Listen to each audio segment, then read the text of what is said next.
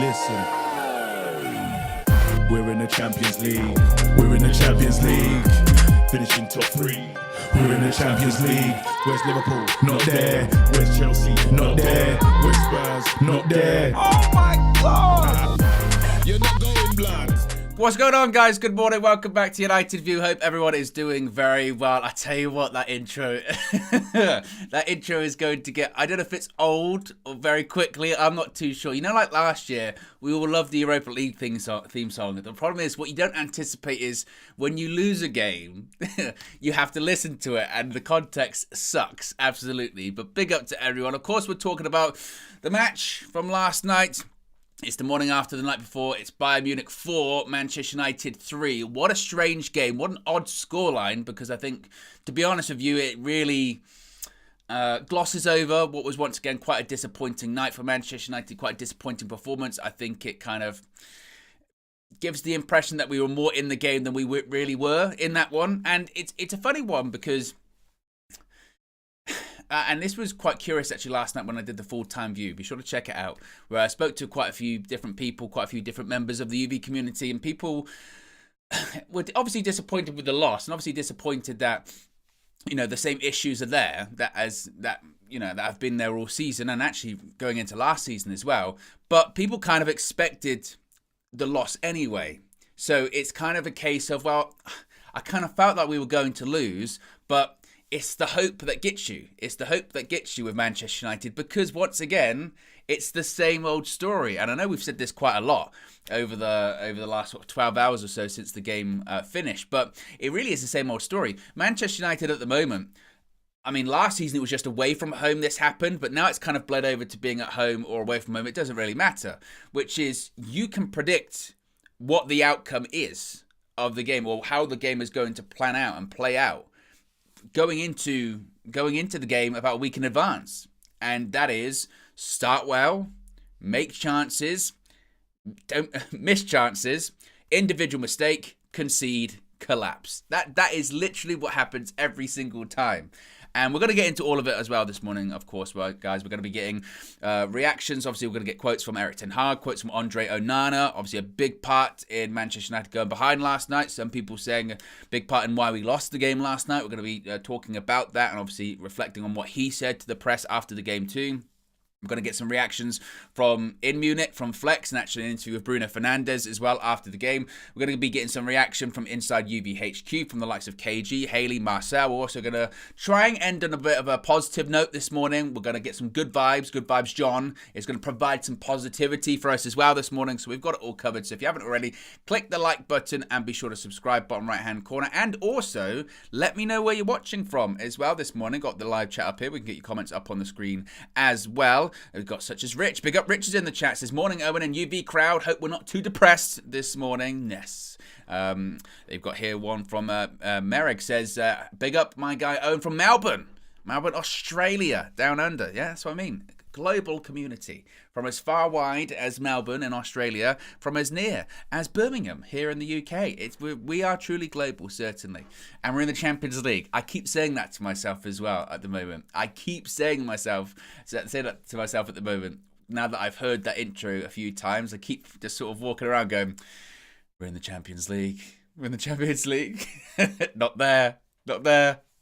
And you do wonder, how long are we going to be there for? But actually, I say that kind of facetiously because this was something I mentioned going into the game last night, and it's something that I'll mention coming out of it as well, is last night's result, last night's performance will not determine our Champions League campaign this season. And I think that's really important for us to remember. It's match day 1. We have several more games to go. As was always the case with what Sir Alex said, win your home games, get a point away from home in the Champions League, good enough to go through. We're still expected to go through in that group. We've got to face Copenhagen and Galatasaray home and away. I know Galatasaray away might be a bit of a tough one because of the atmosphere, but frankly, if you can't get the job done there, you don't deserve to be in the competition anyway. And we're still, despite losing last night, we are still expected to get through this group. And I think that's important to think about as well. But that's in the distant future as well. We got to think about Burnley at the weekend as well, and how that one's going to play out too. So there's plenty to get into. Let's get straight into the quotes first, because obviously a lot of people talking about Andre Onana. We're going to have the big Andre Onana discussion this morning. A lot of the reactions that you're going to see from Flex, KG, Haley, Marcel, and others are going to be chatting about Andre Onana. His mistake was a pivotal turning point in the game yesterday. Of course, United started well, started bright, 15-20 minutes. Is it Groundhog Day? Because I think I've heard that one before. But we're starting well, creating chances. It's a pot shot, it's comfortable, it's everything you can think of. Andre Onana, massive error. Massive one. And actually reminded me a bit of the David De Gea mistake last year against West Ham at the London Stadium. That sort of one where it's a complete powder puff shot and just somehow goes in. You're going, how? Why? And Andre Onana, credit to him, came out after the game, owned up to not only to his mistake, but also his responsibility in the United team collapsing, putting all of the blame not only for the mistake, but the defeat on his shoulders as well. He actually requested, according to several media outlets actually, to speak with all of the media after the game. Sometimes they're nominated by the club. Sometimes, they can say, I'll talk to the media. But Andre Onana insisted, I'm going to speak to the media after the game. I'm going to take responsibility for this. This is my fault. I let us down. So he came out after the game and said, it's difficult. I think in the beginning we were good, but after my mistake, we lost control of the game. I'm the one who let the team down. I have a lot to prove because, to be honest, my start at Manchester United is not so good. It's not how I want it to be. And he took full responsibility for it, as I mentioned, saying that he let the team down and the team was actually good. He said, we didn't win this game because of me. And, when they say that, I think I was talking to Joe Blackman last night on the Full-Time View saying that, what more can you say when someone comes out and says that, going, look, not only was the mistake my fault, but we lost because of me. The result is on me. It's my fault.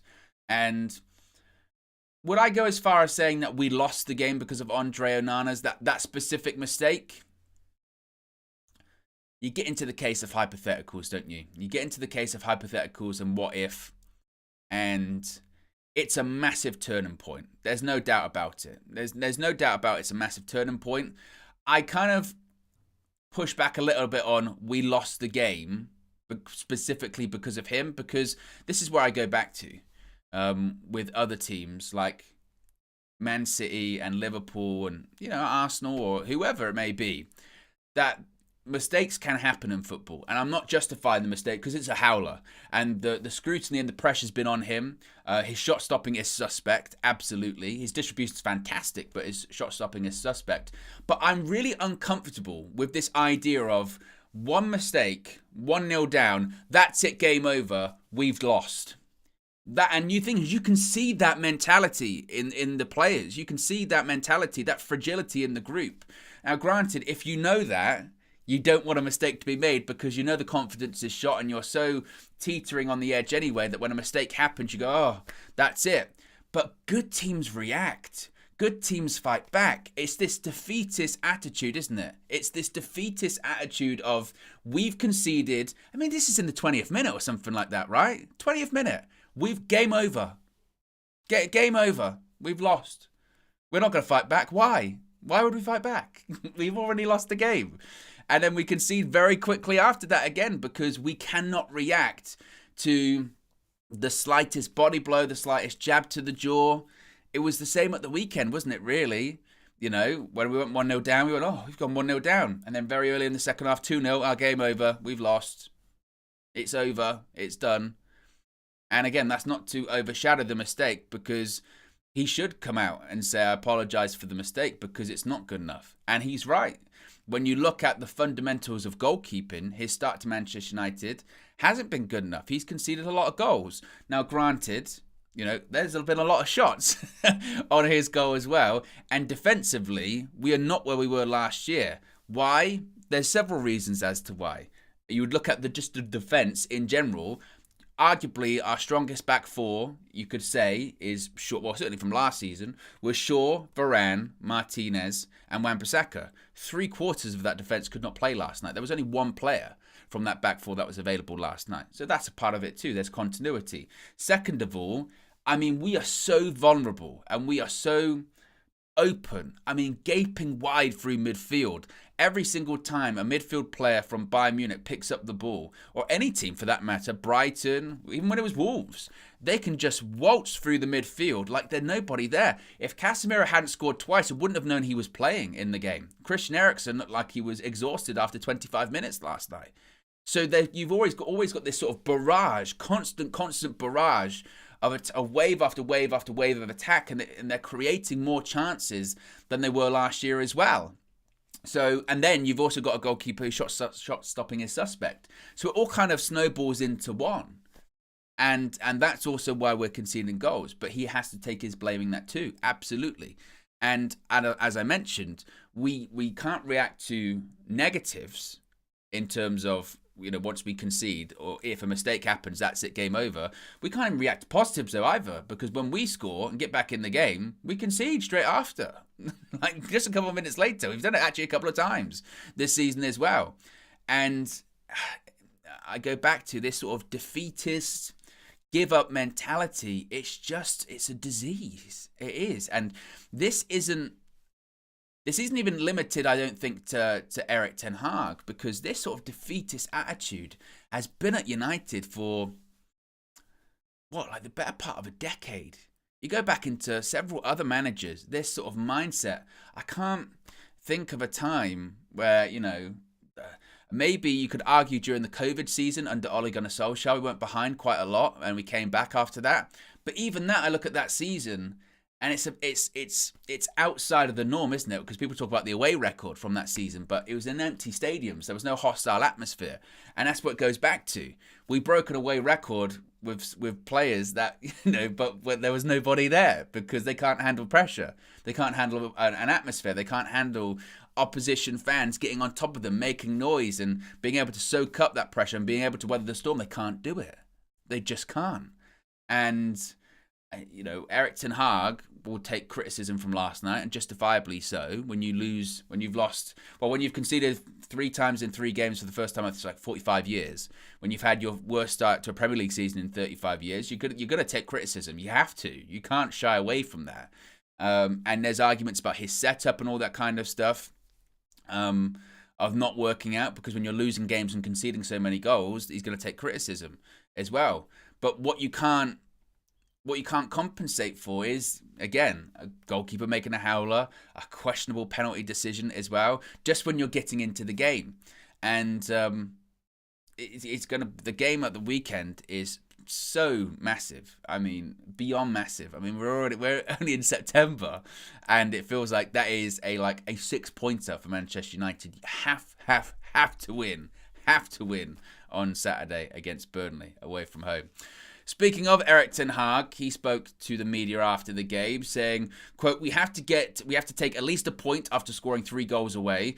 We are in a period where a lot is going against us, but we have to keep going. If you can't keep going and following the rules, you will concede goals. And I think that's an important point as well. That's an important point there. That's just kind of the point that I'm making. Saying, yes, stuff goes against you in games. Yeah, your goalkeeper makes a mistake. Yeah, you concede a penalty.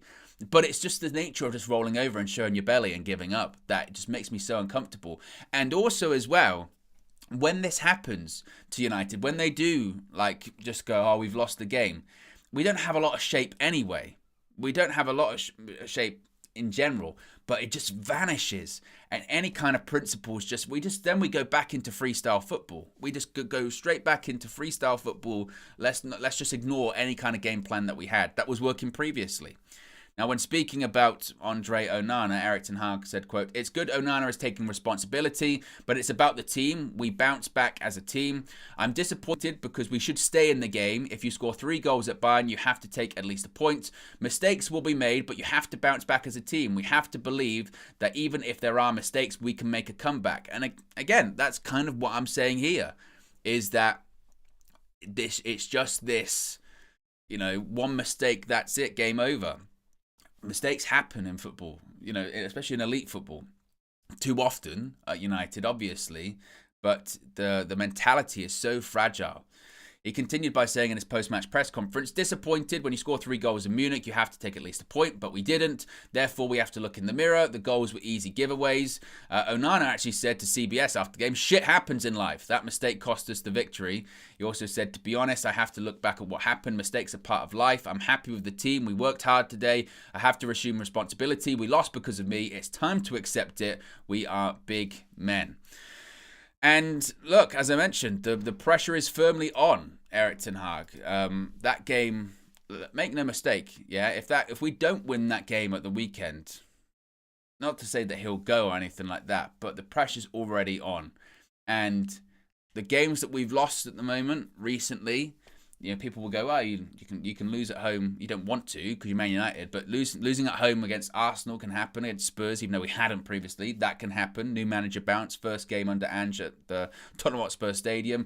Losing home to Brighton. Plenty of big teams have struggled against Brighton at home. Losing away against Bayern. It can happen. You know, it's not good when it happens all at the same time or anything like that. It can happen. But against Burnley, that can't happen losing away from home. And let's face it, even the games we have won this season, Wolves, people are like, how did we win that game? Forest, good comeback, you know, but Forest away at home, you should be beating them anyway, and that's the problem. So that game's massive, and as I mentioned, the statistics are damning at the moment when it comes to first time conceding 3+ goals in 3 games, as I mentioned, in 45 years. Worst start to the Premier League season, or start to a season, you know, in 35 years. So those statistics are bad, but there's a massive month coming up now where the period of games between now and the end of October, United have to really win all of them. And they would be expected to win all of them, if not the majority of them.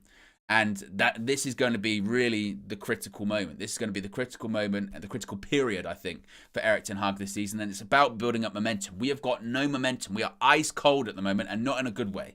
And we have to build up some steam. We have to build up some momentum. And we said it was going to be a bad week. You know, it was going to be a tough week. We kind of knew this result was coming. I don't think, you know, people could have predicted 4-3 in the game. I think a lot of people were predicting 4-1 or 4-0 or 3-0 or something like that.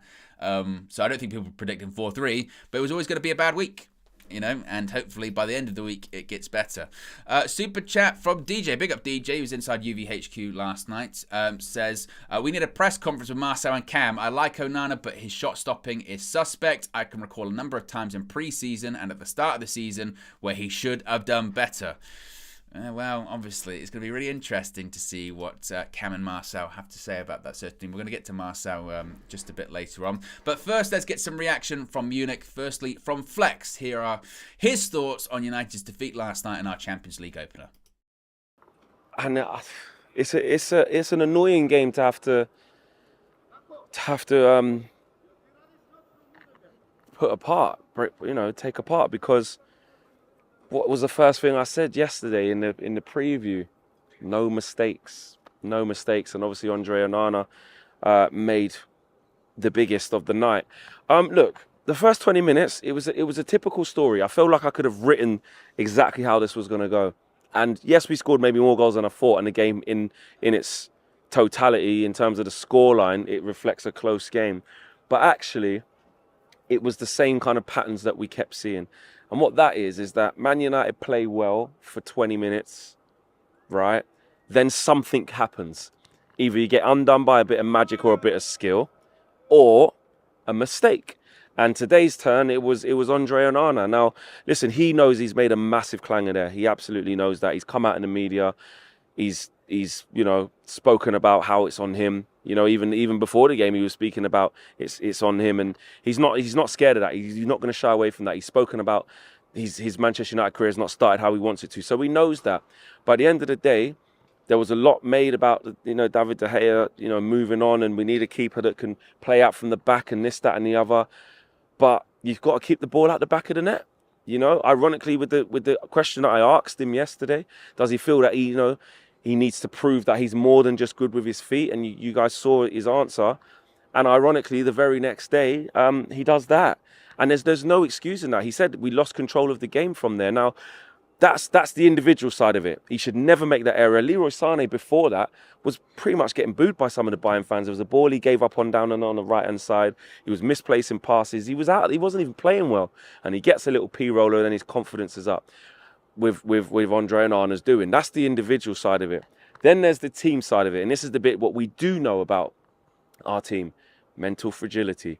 Any other team who's got a lot of confidence and belief in their ability is going to say, "You've made a mistake. Don't you worry. We're going to get back to doing what we were just doing for the last 20 minutes. Get Bayern back under pressure. We're going to get back in it." But that's exactly what didn't happen.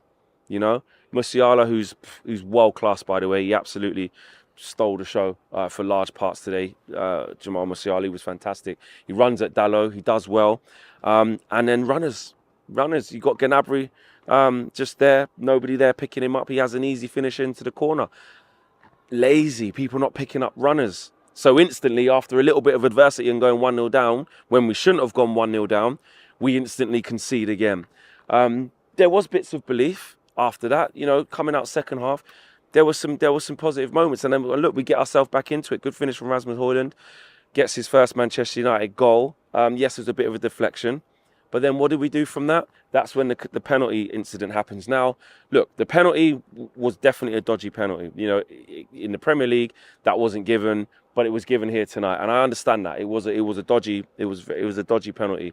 There's not really much Christian Eriksen can do, but in terms of managing the game, we've just scored. Can we put our foot on the ball? Can we keep the ball? Can we keep the pressure on Bayern? What do? I think, if I'm not mistaken, I haven't seen it back yet, but from my memory, I think it's Christian Eriksen who loses the ball that actually leads to the... We got to talk about the flex judge, to be honest, and I know he won't like it. I know he doesn't want to talk about it, and I know he'll get angry about it as well. But I reminded him last night. I said to him last night, I said, Flex, what was our last European game? Our last European game was Sevilla away. And Flex was in the press conference. And he asked Erik ten Hag about David De Gea. And I believe sort of the terminology that was used by Erik ten Hag that day. And this is when people went, Eric lies. He said David De Gea is a complete goalkeeper. He's the complete keeper or something like that. And then the next day, David De Gea had, an absolute stinker. Everyone did, but David De Gea's mistakes were shocking. Whether it was the pass to Maguire, whether it was the one that he does the touch that doesn't work out. I was, oh my God, Flex, the judge is strong. Really, really strong. What happens this time around? Next European game. Ask Andre Onana. You know, is it about showing that you're more than just good with your feet and shot stopping? Makes a howler. Next day, it's like, oh God. I say it facetiously, of course. If anything, Flex's question is even more valid than it was 24 hours prior, really, isn't it? Because there had been those discussions about Andre Onana. There had been those rumblings. There had been those criticisms, rather. That's probably the better way of saying it. There had been those criticisms of Andre Onana and his lack of shot stopping, or shot stopping being suspect. Yes, his passing's great. Yes, he's great with the ball at his feet. But if you can't keep the ball out of the net and you can't save the ball, you can't save shots, what's the point of you being there? And he kind of pushed back, didn't he? He said, I don't think I'm just here just because I'm good with my feet, you know? He said, and he said it himself, Andre Onana. He said it's about saving balls. That's what it's about, being a goalkeeper. Yes, obviously, the goalkeeping position has changed. It's evolved. It's developed over time. And most goalkeepers now, it is important to be able to play with your feet. It is important to be able to pick out passes. It is important to have almost that extra outfield player, but not at the detriment of keeping the ball out of your back of your net. You know, you look at the other goalkeepers that are fantastic in the Premier League at doing that, whether it is Edison, Alisson, etc. They're all pretty good with their hands as well, and they make big saves in big moments too.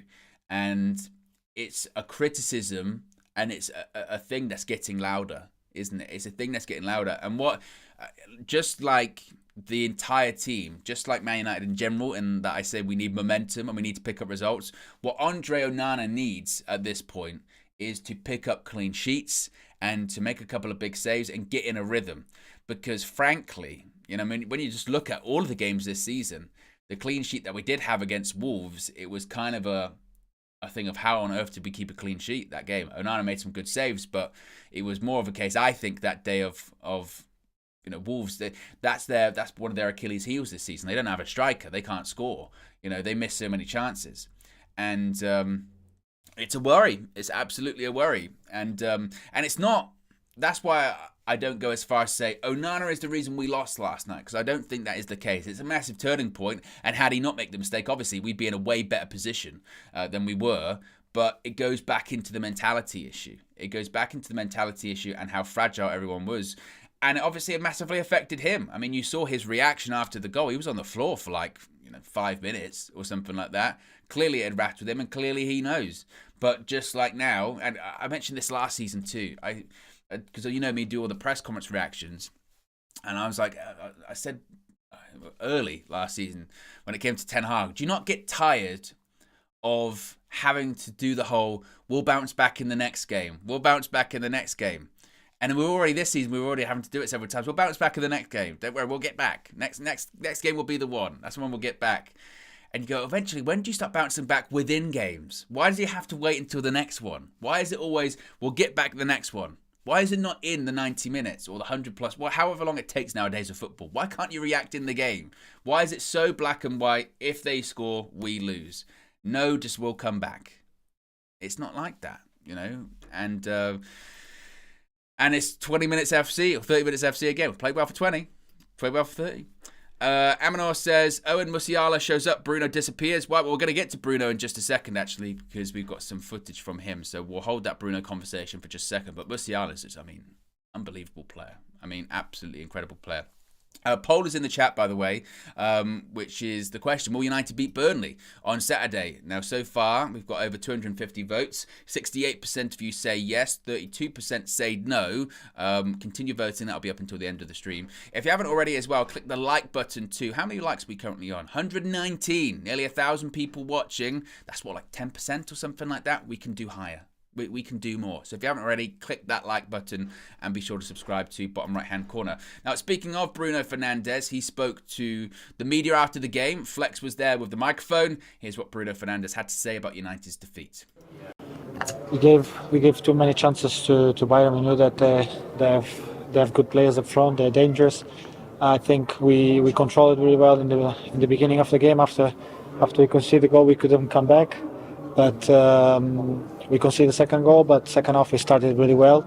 I think we could have get a different result after we scored the goal. But obviously they get the 3-1. We still get back. We're still fighting for the result.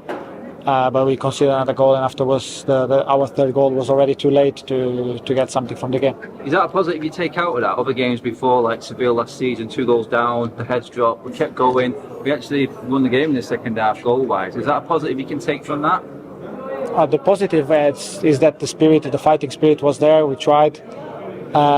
Wasn't still enough to win the game or to get something from the game, but at periods the team showed great spirit, but we have to do it more often and for 90 minutes. Bruno, what's happening to us emotionally in games? Because you see, when we score, sometimes we concede, sometimes we may think we've scored and then it's disallowed, then we concede. Emotionally in the games when we're maybe doing well, we're finding it hard to keep that rhythm in the emotional parts of the game. Is that something that we need to improve on? Oh, I don't think so. I think it's part of the game. Where you're trying to get your result, and after, when his goal is allowed or something, you always get a little bit frustrated. But that's part of the game. I don't think that is the point, because I think today, even with the penalty and everything, after we could come back in the game, and we even had the chances to come back. We scored the 3-2. But as I said, we conceded too early the next goal, and even then we kept the control of the game. I think they had some chances, yes, but obviously when you go behind the result, you'll get to open spaces for them, and you know that against big teams like Bayern, they can hurt you. With where we are right now, how important is it that with the injuries that have happened, Eric said yesterday he wants to pick from a big pool of players, but we had a lot of injuries. How important is it to get everybody back so we can just feel settled? Because, the teams may be changing, sometimes formation changing, injuries. How important is it to just get back to having everybody back fit so we can just get some calm? No, it's not about that. Obviously, we want to have everyone back, because we know that as many players we have available, the team will be stronger, and obviously more options for the manager to do his choices and whatever his tactics or the first 11 or whatever he picks. But obviously, still we have the players and we have enough experience and enough talent in the team to get through this momentum, even with all the injured players. Obviously, now I think some of them probably will come back earlier, and we'll lift the team because we have quality players injured. But it's about the ones that are now playing, giving something to get a result, and that's it. We can't rely now on the injuries and everything. We know it's tough, and you need to get through that because you can't control. But I think the team has players enough to get a response as soon as possible. Bruno, the manager's just talked about the injuries, but he's also mentioned mentality of the whole collective, almost like the desire to win those one-on-ones and just to put everything on the line really for the shirt. Is that something that as captain you're almost encouraging everybody just to look deep inside themselves to find the answers? I think everyone has to do their own job and look at themselves first. That's what I do as a player, not as a captain, as a person, and first point. And I think everyone does that. And I think today wasn't the case that not everyone was doing the best for the team or trying to fight for getting the result. I think everyone did that. It's just the momentum, and against big teams, as I said, when you give a lot of chances to them, they're gonna hurt you. And even then, they give us some chances, and we scored 3 goals. So I think no one would expect us to come into Bayern and score 3 goals. I don't think anyone out of us would expect us to fight for the result and trying to get something from the game. But I think the team did. Obviously, it wasn't enough. But we're not playing against some bad team. We're playing one of the best teams in the world with great players, with great qualities, and obviously it's not the best moment for us, but we'll get through this and we will get the results back. Bruno, thank you. Talking about players taking their chances, Facundo Pellistri only his second start tonight on this occasion, Champions League. Just a word on his performance tonight, because he got a lot of praise for that game there, his performance. No, but Pellistri is one of the players that deserves his chances and deserves a lot of credit for everything he's being through and everything he's done for the team. He's being always available. He's someone that's always training hard. He's someone that deserves his chances, and he did well today. He did the job that the manager asked him to do, and we are all happy for him because he really deserves to get his chances. Thank you. Words from Bruno Fernandes, the Manchester United captain. There are plenty to get into of actually what he said. Before we get into it, we've got a couple of super chats here. So let's go to, where are we at? Nicholas says, Man United late to pre-match press conference. When Bayern Munich were on time, why? Ten Hag arrived at his scheduled press conference 27 minutes late. Discipline. Well, I think that's very harsh, Nicholas, because the reason Bayern Munich were on time is because they're from Munich. They're from Germany. They live there. Whereas Man United actually flew out that day to Munich and then have to get from the airport to the Allianz Arena. So I think as excuses go, that's probably acceptable. Why on earth were Bayern Munich on time? That's like going, why are Man United on time to Man United home press conferences? Because they're in Manchester. Wow, something fishy's going on here. Something very suspicious. Because what happened was on that day, they did the morning training, the open training session at Carrington. They then get on the plane, fly out, and then literally from the airport, they go straight to the press conference. So, and when that happens, you've then got to deal with delayed flights. You've then got to deal with traffic getting over. So that is sometimes why there is a delay. And I don't think there's like a massive discipline problem with that. Matfalu says, manager should instill the mentality he wants to see. Can't say we need to follow the rules, plan, principles after every game, but still pick the same players, change something. Definition of insanity is excuses. Ahmad says, 2 sayings that sum us up right now. Eric, 20 minutes Hag, and Ten Hag had 5 Hags left. Oh. And we've got another one here actually that's not come through yet for just some reason. Daniel says, yeah, Bruno, we did concede that 4th goal too soon after our second. Whose fault is that? Well, I do want to talk about Bruno Fernandes as well, actually. And RR says, give Casemiro time off, put Bruno and Eriksen on the bench, bring in Amrabat, Mainu and Mount. Well, I think this weekend, Mason Mount looks like he's going to be back. As far as Kobe Mainu and Sofian Amrabat, it doesn't look like they're going to be ready yet, but they're on their way back. They were on the grass training on Tuesday. As far as Bruno Fernandes, look, I think that there's always been this thing with him, isn't there, with Bruno saying that he goes missing in big games. Maybe not so much games, at home, because he has contributed in big games at home, but away from home, sometimes he goes missing. And look, last night he did go missing. I mean, the biggest thing he did was in basically the final kick of the game, which was the ball into the box with Casemiro and the goal. And by that point, it's too late. And when we're talking about, that reaction, how are you going to react? What's your reaction going to be to negative moments in the game or to bad luck, whether it be penalties, whether it be mistakes from individual players? That is when you turn to your captain. You turn to your captain and you say, what are you going to do to G up the players? What are you going to do to inspire? What are you going to do to grab the game by the scruff of the neck and do something? And last night he didn't do that. He didn't. He went missing, as the whole midfield did last night. Bruno, Eriksen, Casemiro, they all weren't there. I mean, they all weren't there at all. And he has to take blame for that. And also now that he's the Manchester United captain about that, he really can't hide from that anymore either. In those big games away, I mean, you can compare, captains, iconic Manchester United captains over the years, whether it be Roy Keane, Nemanja Vidic and others. In those big away games in the Champions League, when you're up against it, when it's tough, the captain a lot of the time stands up. And again, when everyone else ain't playing well, they play well, or they encourage the players to get it together, hold it together. When you do go 1-0 down, you go, right, just weather the storm, 5 minutes, 10 minutes, take this thing out of the game, get the game back, get it going.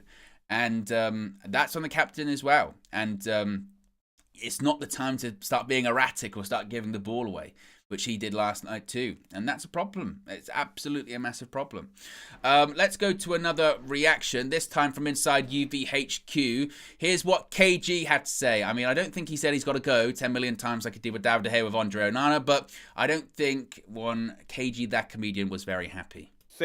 Same old story, same old song. Man United, they lose. Man United 3, Bayern Munich 4. Bruv, I told people this is going to be a mad season. I didn't know it was going to be this mad. Man United have already conceded 14 goals in 5 games.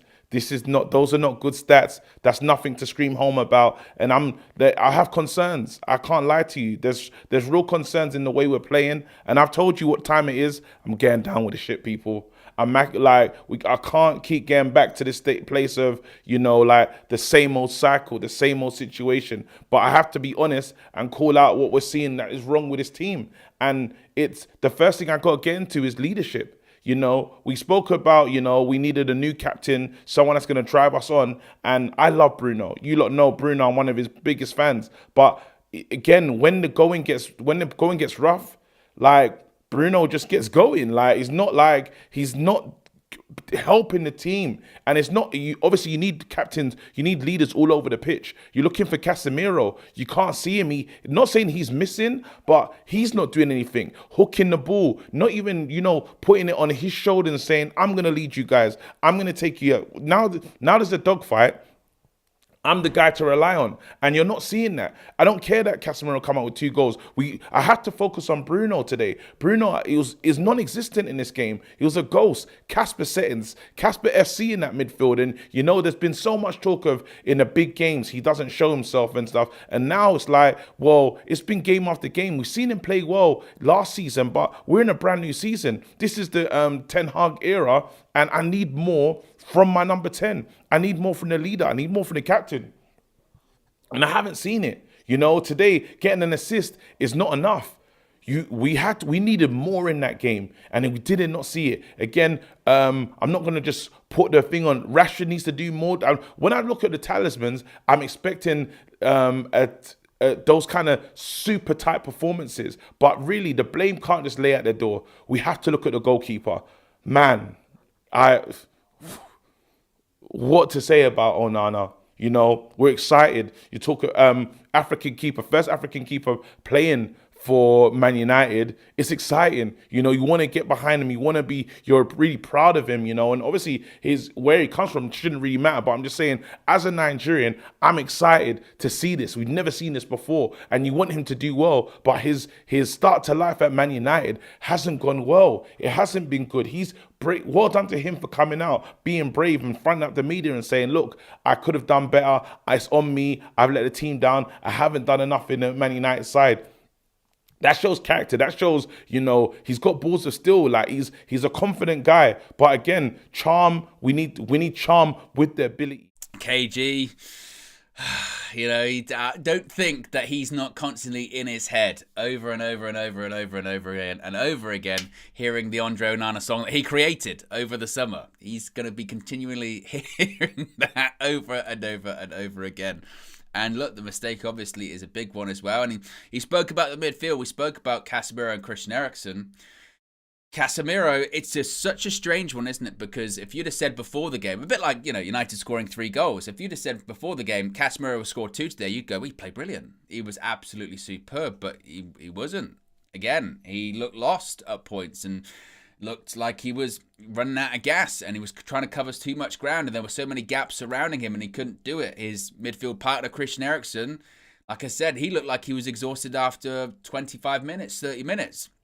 And I've been praising Christian Eriksen in the last couple of games as well, because against Arsenal, he played well. Against Brighton, he played well too. More in the first half, less so in the second, but he played well. And you had to kind of remind yourself, oh, this Christian Eriksen, you know, he's still good. You know, he might not be the Christian Eriksen that he was 5 years ago, but he can still contribute. But what we have seen with him is if he plays 2 games in 5 days, his legs can't keep up with it.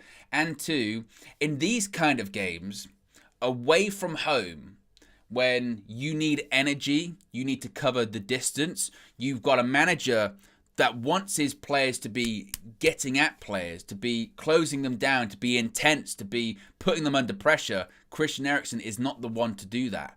And he's not the one, certainly, to help support Casemiro, who's trying to cover all this ground anyway and struggling to do it. And he's not even in that good form anyway.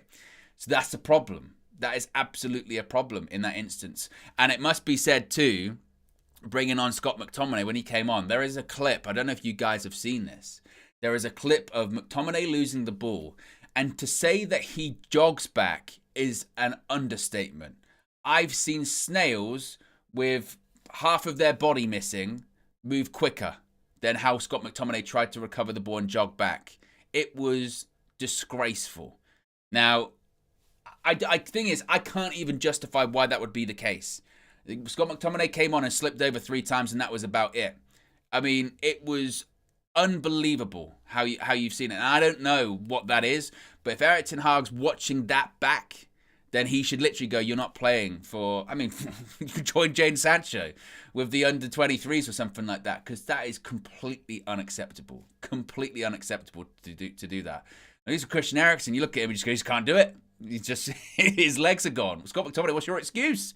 You've come on for 15 minutes at the end, you can't be bothered to run.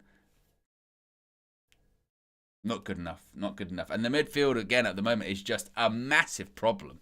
Massive, massive issue. The gaps in there, I mean, we go back to the Onana mistake and the goals we've conceded, but it's a domino effect. Teams can, waltz through the midfield with no pressure on. It's just wave after wave of attack. Then defensively we'll look fragile anyway. Then we've got a goalkeeper that is shot-stopping suspect. It's a recipe for disaster. Absolute recipe for disaster.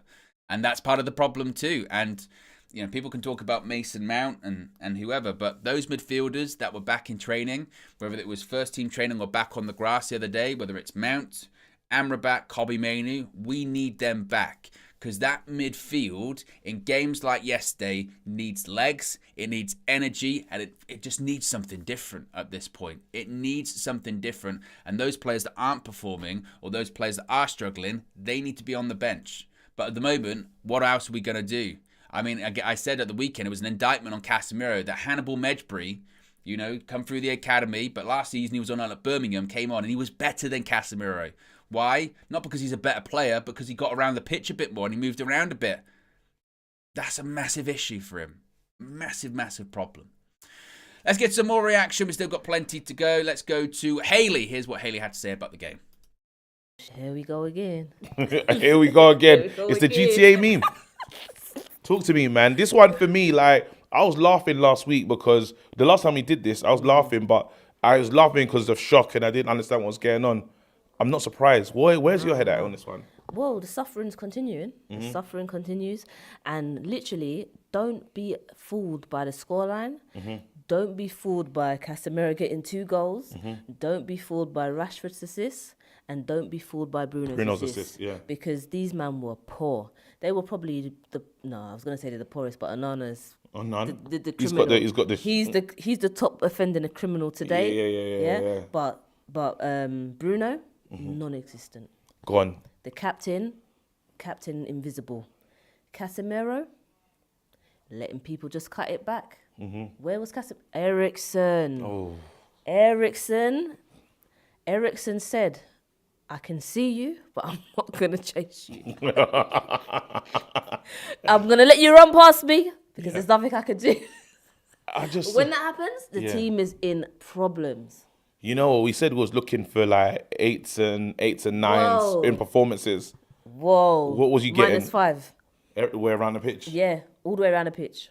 And I don't even want to be, because I love my team, innit? Yeah. But you just got to call them out. Yeah. I was so worried for Onana today because he's come through and I know he's under pressure, but I just wanted to back him. But this man, he's got the Deruta hands. Because everything is crumbling when he touches that ball. No, it's mad. It's Deruta hands. It's mad. Yeah. You're right. It could be crisp. It's what's like the point? but a lighter biscuit. What a biscuit that was gonna just. What's the point? What is the point? Because all you got to do is shoot. That post saved more than he saved today. The post saved us more than he saved us today. The post was on fire. Actually, we should sign it. Probably couldn't afford it though. That's what's crazy. Because we ain't got no peas. Yeah. We can't afford the post. Broke FC. Damn, man. But it's deeper than being broke FC, man. What is going on with Man United? How did we lose this game today? We lost this game today because they like to trick people. They like to, you lot were saying 20-minute FC, yeah? Don't be fooled by that. Because in those 20 minutes, Bayern Munich were very comfortable. Yeah. We had one chance where Rashford, was it Rashford that flashed it across the goal? And Pellistri couldn't get nowhere near it to knock it in. That was the only chance I think we had within those 20 minutes. Don't be fooled. Bayern Munich was overly comfortable, yeah? All they had to do was knock a few passes together, shoot at our goal, boom, in the back of the net. Don't be fooled, Hayley says. And actually, she brings up a really good point. And this is why I say the scoreline flatters us because, 4-3, we scored 3 goals. But man, they hit the post twice. Onana did make a couple of saves towards the end of the game as well. Bayern Munich could have had at least 6 or 7 in that game. That's how open, that's how dangerous Bayern looked, and that's how defensively poor we were realistically as well. And I have seen people say, look, and it's not to put down scoring 3 goals at the Allianz or anything like that, because look, that's an achievement in itself. As Erik ten Hag says, if you score 3 away from home at Bayern Munich, you should be getting at least a point. The problem is this idea of teams won't do that against Bayern Munich. No, that's part of the problem. Teams will do that against Bayern Munich. Leverkusen scored 2 against them at the weekend. They should have had way more. If you watch that game, Leverkusen could have had 4 or 5. So we knew going into the game that Bayern would give us chances. But the question was, how are we going to be defensively when it comes to these chances? The answer is very, very clear, as Ten Hag would say. It's clear, eh? Unfortunate. How many likes are we currently at the moment? Let's have a look. We've got nearly 1,200 people watching. Less than 200 likes. Less than 200 likes. Whoa, it's a strange one. I understand morning after. Sometimes a game like last night, it's disappointing. It's almost like a bit of a hangover. You know what I mean? You wake up in the morning, you go, oh. You check your phone or check your watch, you go, oh, it's time. Oh. And then you think about United, you go, oh. You're not really in a liking mood. I understand it. But if you haven't already, click the like button. Or if you're watching after the fact, be sure to click that like button as well. I think we've got a super chat here from John. Says, for the games we've played so far, there is some patterns. 1, no tracking of runners by midfield. 2, conceiving. John, conceiving after we score. Oh, I don't think that's happening on the pitch. I mean, imagine it'd be unbelievable. I mean, intercourse has broken out onto the pitch. I think conceding. That might be that might be conceiving on the pitch. Oh man, that's sorry. Oh, wow. I mean, if that was last night, hey, 3 times in one night. Very lucky. Let's move on very swiftly and quickly, because I'm going to lose my job. Let's get Marcel's reaction because a lot of people were calling for him. A lot of people were asking him, hey, Marcel, when it comes to the goalkeeper, this is what you wanted. So what did Marcel have to say? People are waiting for you in the chat right now. They said, Marcel, come outside. Marcel said he wants a new goalkeeper. Marcel, he says, wants this. Marcel said, this will be way better than De Gea. De Gea's the problem. Marcel, how did you see that game? Well, the goalkeeper mistake does start the downward slope of mentality shift. Something that we've seen throughout this season and throughout last season. When we concede goals, the team start to frail away, the team start to crumble, and you saw that kind of today. 2 quick goals, and after a 5-minute spell. Previous to that, I think 25-30 minutes of really good football. A lot of people anticipated us to be completely blown out the water by Bayern Munich, 4 and 5-0, but the 25-30 minute spell was really good. I mean, we had the favour of the game. Pellistri had a moment, and then Eriksen can follow in from that, and we score. It's a 1-0 game, and it's different. Reguilon, who's been brilliant the first 2 games that he's played for the club, comes and creates opportunities to cut back opportunities from Rashford. We say brilliant though, but we got to be careful with these wordings, because when we say brilliant, bro, we conceded more than 6 goals. Yeah. I mean, a complete capitulation in terms of the first goal. Poor technical level from Onana, and it really just brings down the drops the head. And we've seen that many times. Head starts dropping once you concede these kind of goals. Declan Rice near post from Onana should save it. Stronger hands. Brighton as well. Technical level from Pedro Neto. Pedro, I think the striker that comes on finish he should save it. But I've seen that from David De Gea plenty of times throughout his career.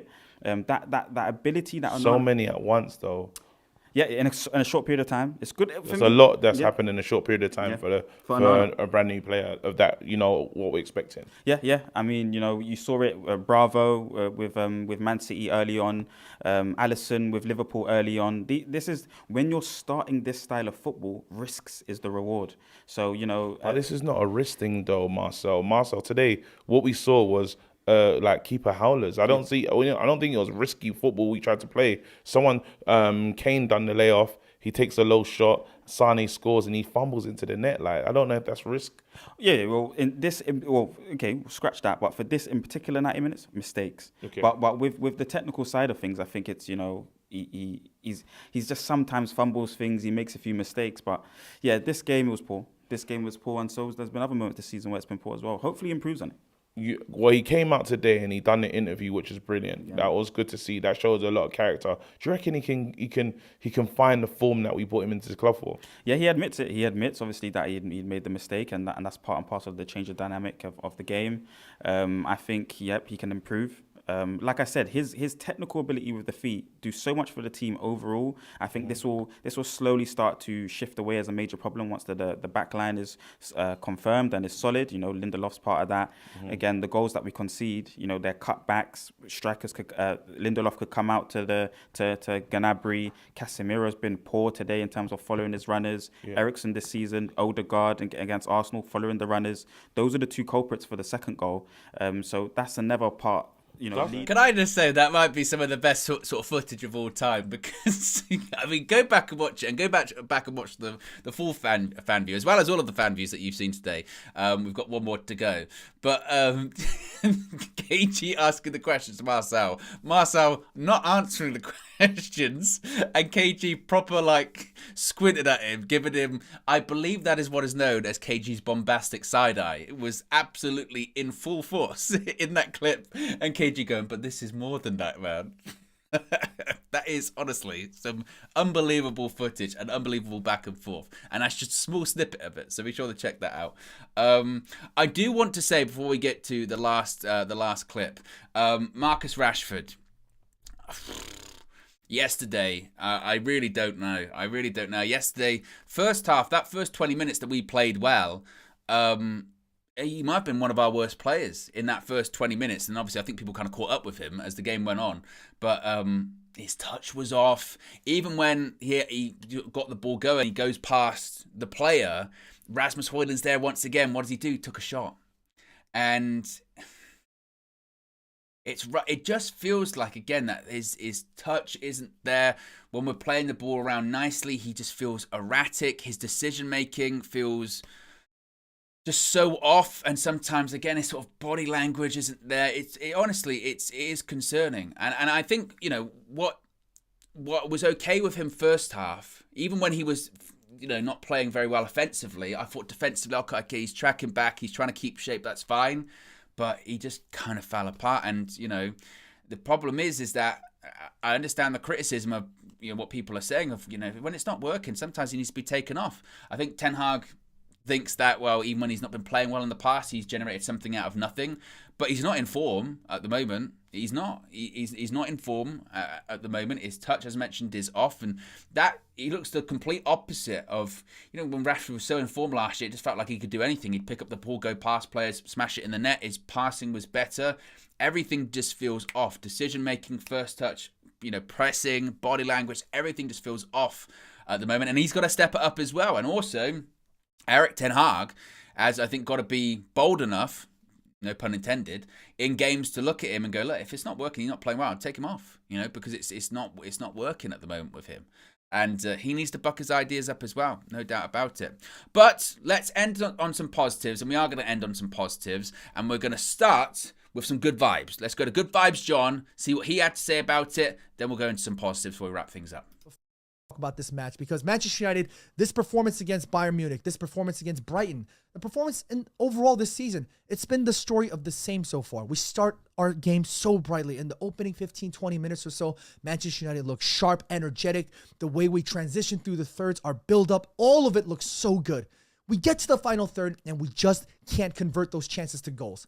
And unfortunately for Manchester United, against Brighton, against Bayern Munich, same story. We allow our opposition to regain momentum, and they score. Whether it be through an individual error from Manchester United or a team error, they score. Let's talk a little bit about the error, because Andre Onana, fair play to him, the error was an absolute stinker. You expect a little bit more for a goalkeeper of his quality and caliber, and it's not just about his distribution. His shot stopping is decent. That one just looked completely shocking, and unfortunately for Andre Onana, that really took a toll on him because he looked shell-shocked for that first half. He kind of gathered himself again towards the second half and made some good saves, but that error from him nonetheless was a stinker. But fair play to him, because post-match he came out and raised his hand and said the words "my bad," because he owned up to his responsibility and said that was his fault. And I'm going to give it to him. Errors will always happen. My problem is more so about how Manchester United react post-conceding a goal. We have plenty of winners in this squad. We have so many winners. We have experienced players. But the way Man United's players' heads drop, the way their shoulders drop, the way we look so dejected and deflated after conceding, those are not winners. And that's the only part that really, truly frustrates me. And that needs to be remediated ASAP. When you have winners like Casemiro, when you have winners like Rafael Varane even, although he wasn't involved today, Casemiro, Christian Eriksen, Bruno Fernandes, all of these guys are serious ballers. When we go down, we have to rally the troops.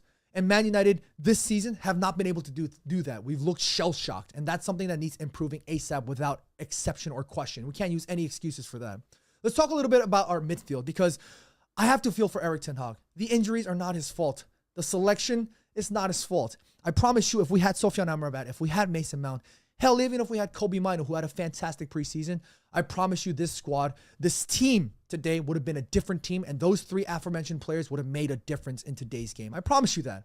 But unfortunately, it is what it is. Football goes on, as with things in life, and we had to make do with what we could. Bruno Fernandes, Casemiro, and Christian Eriksen. That midfield three of an average age of 29 just isn't going to be balanced enough. The way Bayern Munich were waltzing through our midfield, Musiala, who had a phenomenal game, Leroy Sané, Leon Goretzka, Serge Gnabry, even Harry Kane. They looked unfazed. They didn't even look like they got out of second gear, especially when transitioning through midfield. There was a moment in that game where Kim Min-jae, who I really didn't think had much to do, he took the ball and he waltzed through. It looked like somebody put on Swan Lake. My man was just waltzed through. No pressure, no nothing. And in a matter of a few seconds, he was standing in the middle of the pitch. And it wasn't even a techie pass. Just a side-footed pass connects the ball to Leroy Sané, who's standing in front of our 18-yard box. Manchester United have to weave 40 passages of play to try and get into the 18-yard box. The way Bayern Munich waltzed through our midfield, that was unacceptable. Big up, Good Vibes John. Be sure to check out his channel. It links in the video description for his fan view. It's also in the title as well. So be sure to check him out, and on all the socials as well. But he did end his fan view on some positives on the full video. And his positives were two. Rasmus Højlund gets a goal on his Champions League debut for Manchester United, and he had a goal chalked off at the weekend, but got the ball in the back of the net. That's a positive. And he is growing into the game. There is definitely something there with him, certainly. There is something there with him. His hold up, his quality. He's not the perfect player just yet, but he is developing. And I think he will be a big plus for us this season, and I think moving forward into the future as well. So that's a positive. And I want to shout out again, I want to end the show by talking about Sergio Reguilon. Best player on the pitch for Manchester United. Second game in a row. And that's a credit to him, because when we signed him, I was among the people going, we're signing Spurs' third choice left back. We're signing a Spurs reject on loan just till January. I mean, it's till the end of the season, but there's a break clause in January. And what are United doing? And credit to him, because I think he probably realizes, look, I'm so fortunate. I'm so lucky. I would have never got this opportunity. My career hasn't worked out at Spurs. I went to Atletico, didn't work out there. I started off at Real Madrid, and they rated me so much that they insisted a buyback clause. That's why I didn't go to Man United in the first place, because United don't do buyback clauses. Spurs do. So I went to Spurs.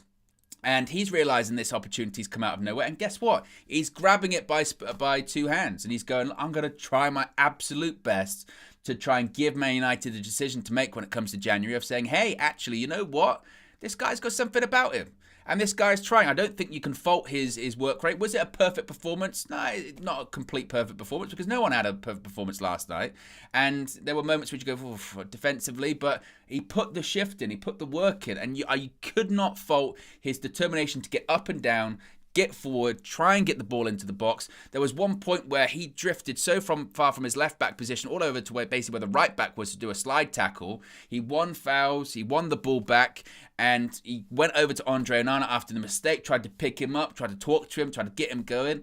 And I guess that's maybe where we're at the moment, is that we're not playing that well, but you just want to see that fight. And that's something that I wanted to see. I wanted to see going into the game. I mentioned it before. I didn't expect to win. I just wanted to see fight. And I didn't see that from everyone, unfortunately. I saw it from Sergio Reguilon. I did. And I think that, and I think that's a credit to him. Is he long-term option? I don't know. But I credit him for, again, stepping up and taking an opportunity that he knows is ridiculous, that he probably shouldn't be involved in. But he's showing that he can hang. He's showing that. Does he look out of place, to be honest, in this team at the moment? I don't think so.